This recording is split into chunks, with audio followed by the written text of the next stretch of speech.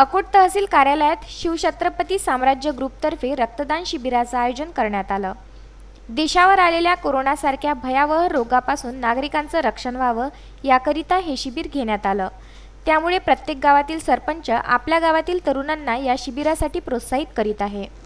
ज्या तरुणांना स्वइच्छेने कोरोनासारख्या व्हायरसमुळे देशावर आलेल्या अडचणीत रक्तदान करून सहकार्य करायचं आहे, त्या तरुणांनी आपल्या गावच्या सरपंचाकडे आपली नावे द्यावीत। दिनांक 30 मार्च ते 2 एप्रिल या 4 दिवसात आपल्या गावात ग्रामपंचायत मार्फत फिरत्या रक्तपेढीद्वारा रक्तदात्यांच्या घरी जाऊन रक्तदान घेतले जाणार। लोकांनी एकत्रित न येता केवळ आपली नावे सरपंचाकडे देऊन या शिबिरात सहभागी व्हायचे आहे, अशी माहिती शिवछत्रपती साम्राज्य ग्रुपचे अध्यक्ष ॲडव्होकेट संतोष खवले यांनी दिली। विदर्भ न्यूज करिता अकोट येथून सारंग कराळे।